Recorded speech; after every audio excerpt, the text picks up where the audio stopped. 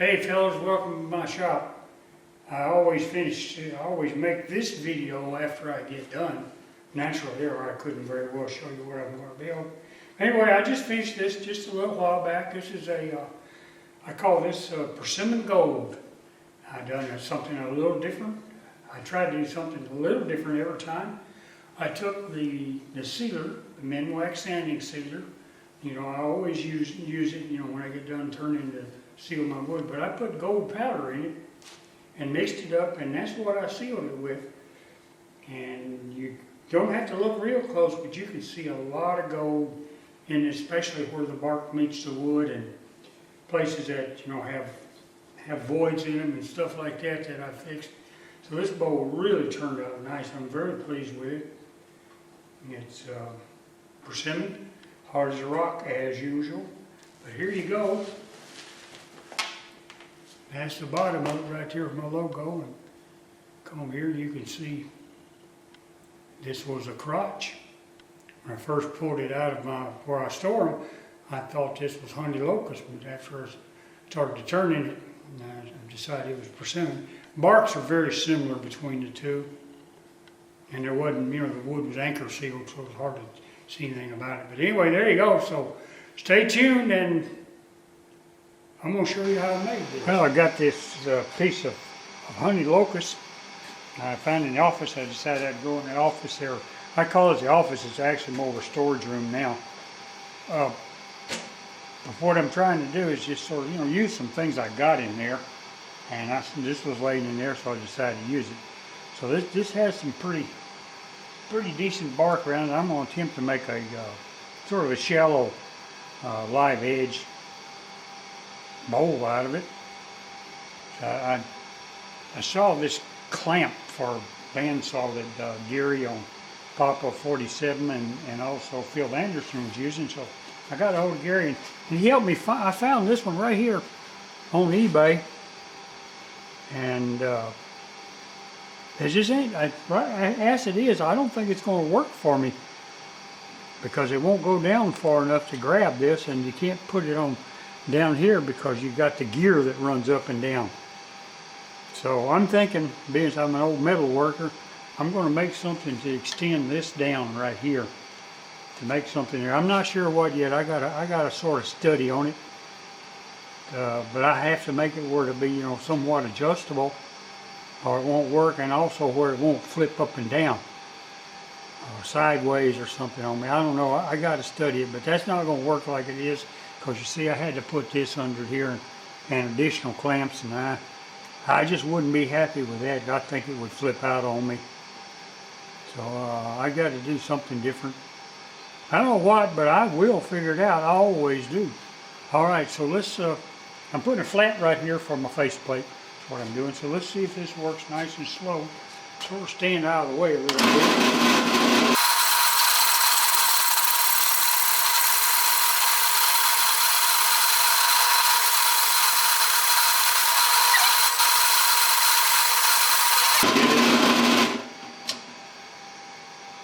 I think, yeah, that ought to be fine. Go ahead and get this faceplate screwed on here real fast. Before I do that, I wanted to talk about the screws that I use. Now, I've been using these for 4 or 5 years, and some of them are 4 or 5 years old, and I've used them tons of times. They're deck screws. Now, I've had several people over a period of time saying, oh, you shouldn't use those. They don't have any tensile strength, etc., etc. But let me remind you of what these are made for. These are made to go in different various woods, outside in wood that moves year round, you know, whether it's 10 below or 10 above, year round, etc., etc. And they've got a good point, and a lot of them, these don't. Well, they do too. Yeah, they do. They got like a little drill deal on the end of them where they, you know, you can screw in, because, you know, you stop and think about putting decks on. I mean, you don't sit there and pre-drill every hole when you're putting decks on outside. So you've got to have something that just zip, zip, zip, you know. So anyway, that's what I use, and I've been using for years and years, and I can remember twisting off 2 of them. I've never had one break. When I twist them off, it's because I'm just using too much force and too hard a wood. And you probably had too long of a screw. These are These are 1 inch, and they'll be more than sufficient because this is good hard honey locust, and it's some tough stuff. In fact, it's sort of hard to chew. There you go. I think I got this one. Can't remember. There you go. Anyway, there it is. And this is not a bad looking little piece of wood. And it's got an anchor seal all the way around. It's a little hard to look at. And it's got a bad place right somewhere around here, right here, right there. I'm gonna come around here, and I may have to come in here and you know, fill it in with a little epoxy or something. Okay, I'm gonna start walking around this corner here. I'm using my Beaver. I've already whirled it up, and it's they don't do no bouncing. Of course, I'm bolted down the concrete. One of the best things I ever did. I'm gonna turn that about $1,000. Let's see what happens here.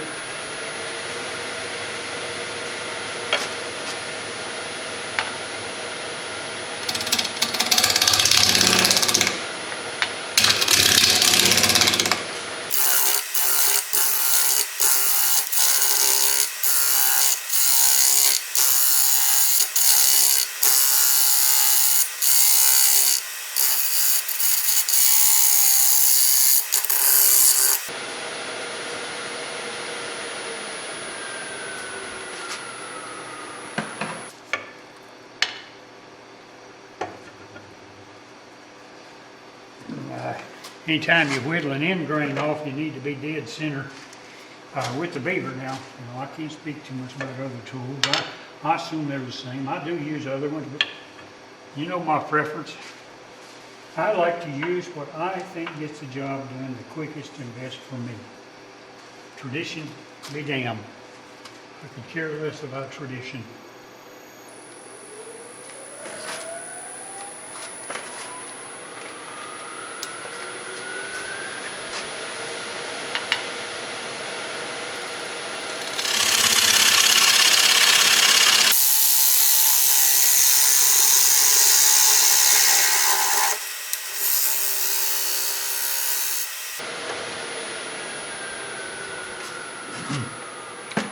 I think we'll go ahead and put a tenon on it. See what this looks like under here first. Yeah, that's pretty good. A little bit of crack there, but that's okay. Got some pretty figure in there. Come in here. Oh, I lost my center place there, didn't I?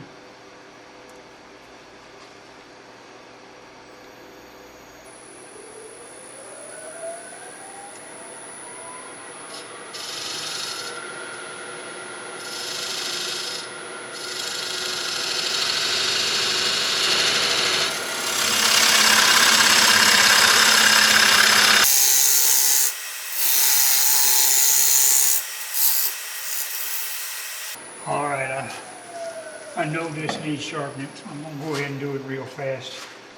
I'll take it a second.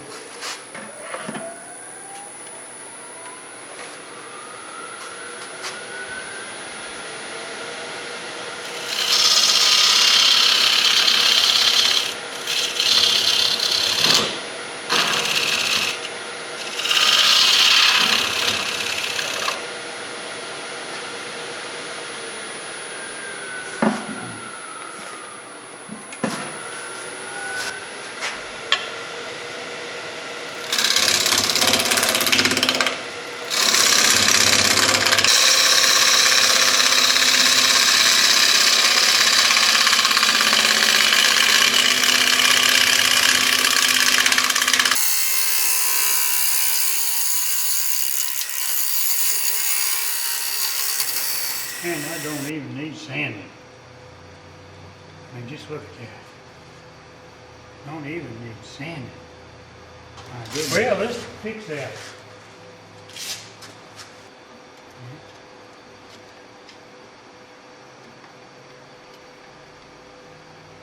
Come here and put a little CIA in these. All right, I'm back. I think it's plenty dry. I went and had my lunch. First thing I want to say is this is not honey locust. This is persimmon. I just grabbed the wrong one, but you know, that's what we got. That's what we're dealing with. So I'm going to go ahead and trim this up and, you know, get this cleaned up, and then we'll do a little sanding, and then we're going seal it. We're going to seal it a little different this time.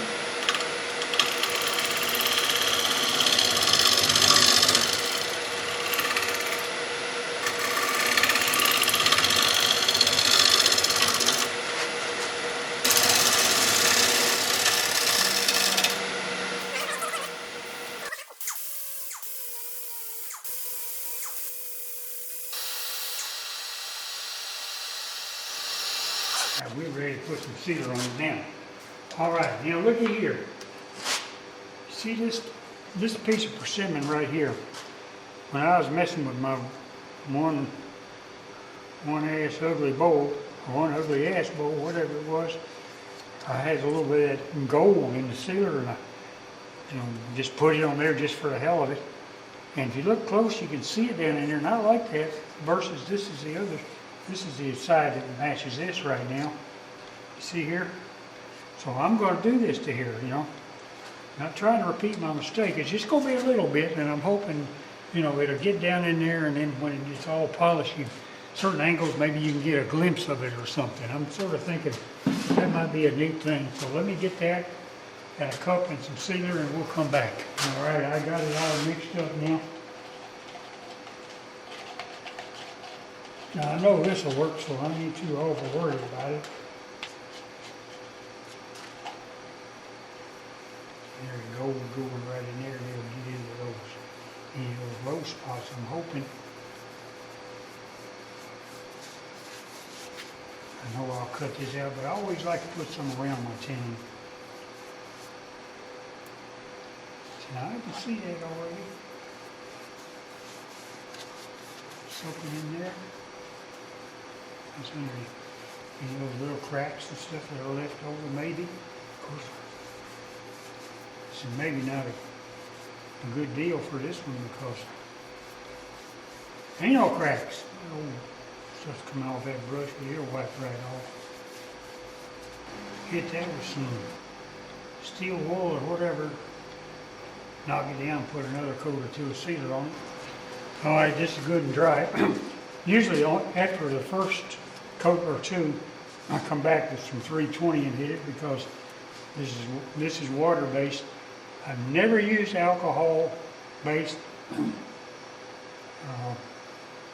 or lacquer-based, so I can't talk about that. But water-based will raise your grain, so you need to come in and clean it up. The frog in my throat, sorry. You don't have to do it very much, just a little bit. Don't worry about it like that. And that's going to get it looking pretty good. And then always come back with some steel wool.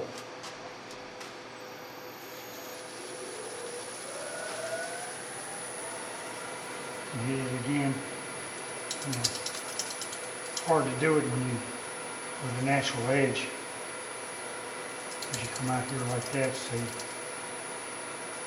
And then I usually come back with a Scotch pad.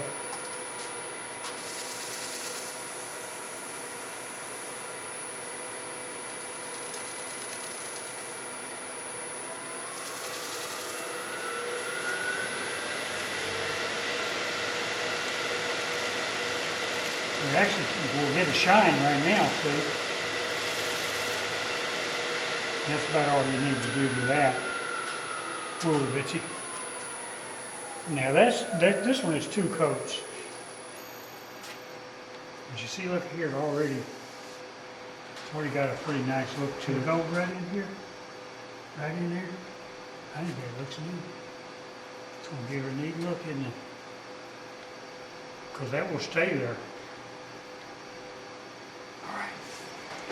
All right, I decided to spray this lacquer. I'm just going to spray it on here, nice and slow. Haven't used lacquer before, so we're going to find out how well this stuff works. I really don't want to lose my gold.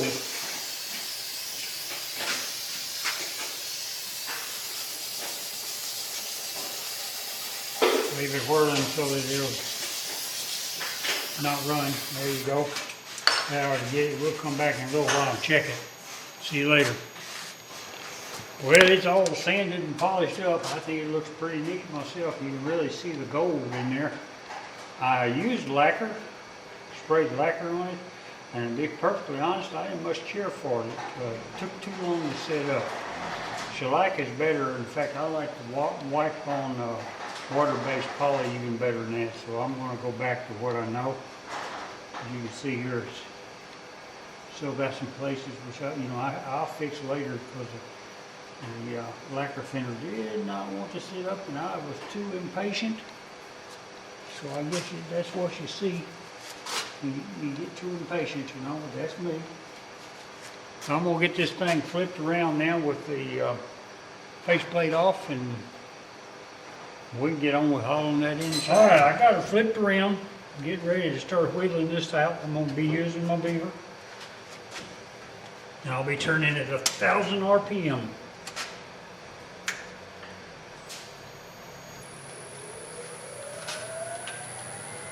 I like these lights, they really help.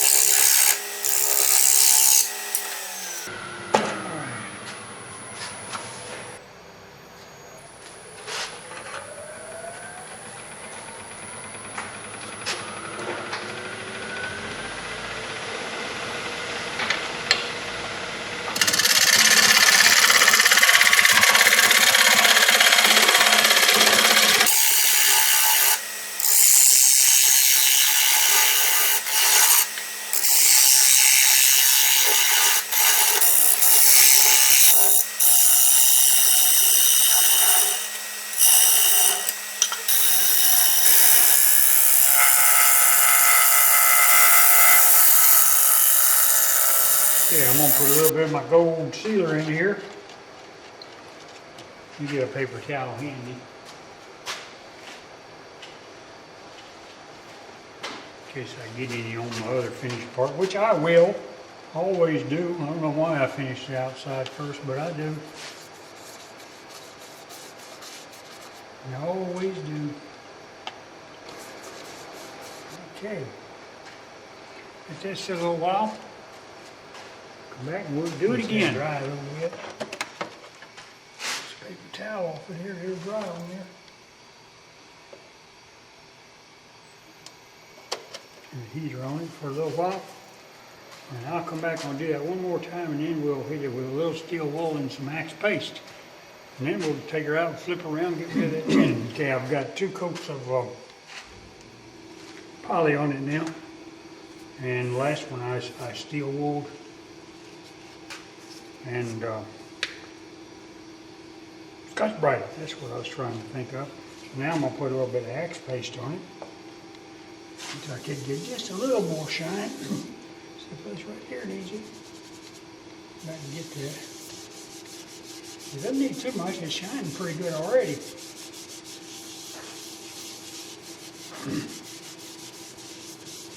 I put the little heater on it, and it only takes about, maybe 8 or 10 minutes to dry.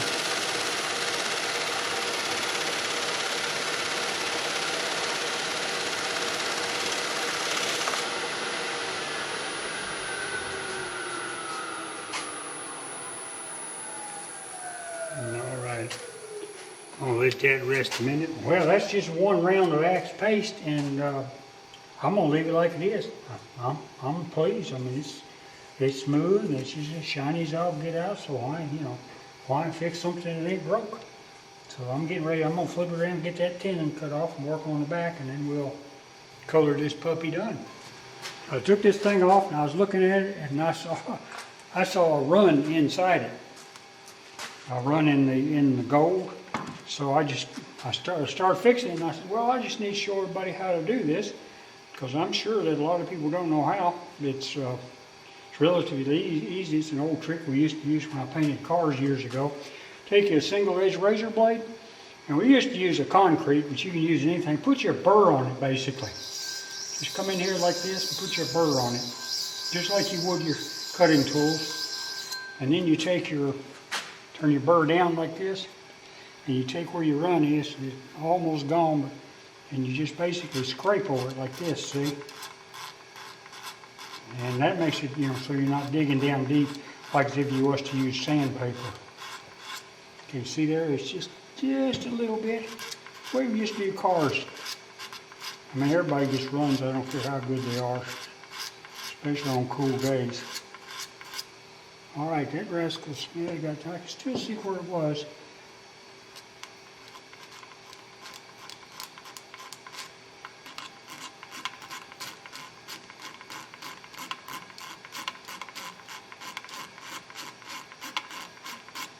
All right, there you go. Okay, there's a little trick of the trade, guys. So because I already got it off the lathe, I could put it back on. What I'm gonna do is I'm just gonna put a little, that's deep, I'm gonna put a little axe paste in there and just use a drill and a buffing wheel. Clean it up that way. But there's a neat trick you can put in your basket of tricks. Always keep one of these blades handy. All right, I'm gonna go ahead and cut this tenon off now. And you see, I leave a little dot there in the center. Just a little bit of this kitchen shelf material. And I'll put this right back into there and bring this back up if I can. Bring this back up to right to there. And put the snug on it. Tighten it up good. Let's see if it's not bad at all. So I'm gonna come in here now. Well, I'll see one thing I gotta do though. I gotta back this up a little bit. I can't get my banjo in there. I always make a very deep tenon. I don't know if I should or not, but I do. That ought to get it. Tighten that, get a little more snug. The last time I did one, I got too aggressive here, and it made it turn in there. And it's a habit I have. And when you got a beaver, it's easy to do because that sapsucker will get aggressive.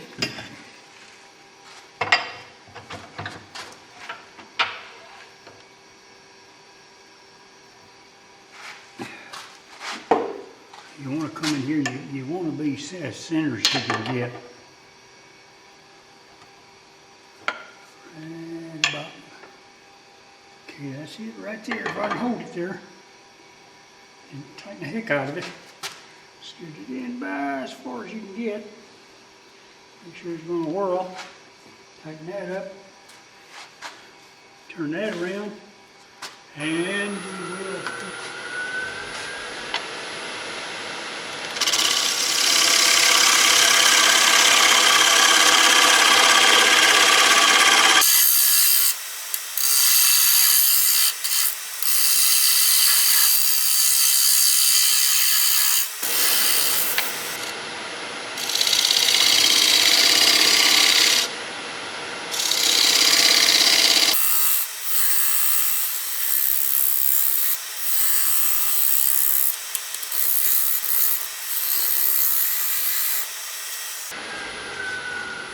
Right, I just generally use this die grinder with a pretty rough little wheel on it to get the nubbin down.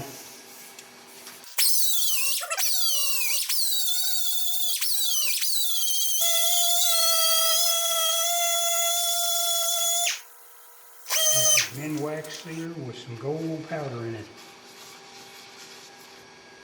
And I'll come over here and give me a paper towel and wipe that down. Do that 2 or 3 times and buff it, take it to the laser, and this puppy will be done.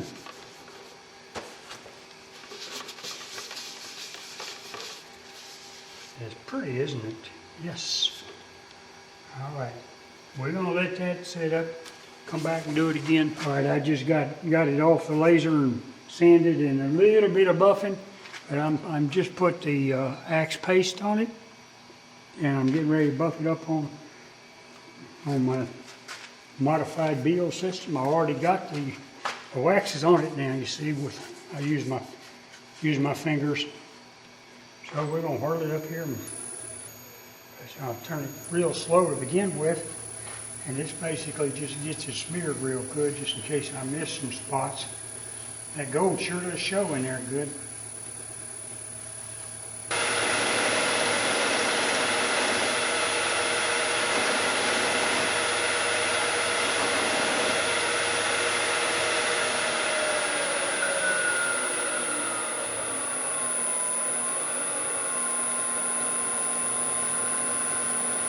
come back lightly. All right, a little hand wiping and that sapsucker is in the book. There you go, isn't that pretty? You see the crotch going right here.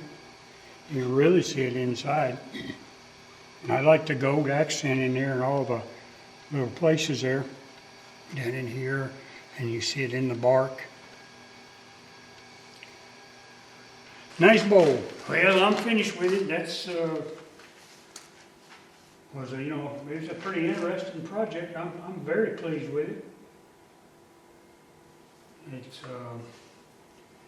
a pretty heavy little bowl. I've got the walls a little thick because I wanted a lot of bark up here, and I've got that Minwax sealer with the gold powder in it, and you can see it right in here. It really looks neat. I like the way it looks in all the places, like where there was a crack or something. The gold went into it, right here. That really turned out nice. Little place right there, see it's got gold in it. And I think it's just outstanding. There's a big rotten place I fixed with shavings and CA glue, and it's got the gold in it there, and there's the center of the crotch. Well, no, that was one of the branches of the crotch. It went like this and this. Right here you can see how this went away, that way and that way. And as normal, usually about the center of the crotch is where you're going to have some rot, if you have any. So let me take a few pictures of this rascal, and we'll wrap this up. And I appreciate you watching. I don't even have to say it. So, if there's anything I can do, give me an email, and I'll see if I can answer any questions. In the meantime, you need to call your mom. You only got one. Bye.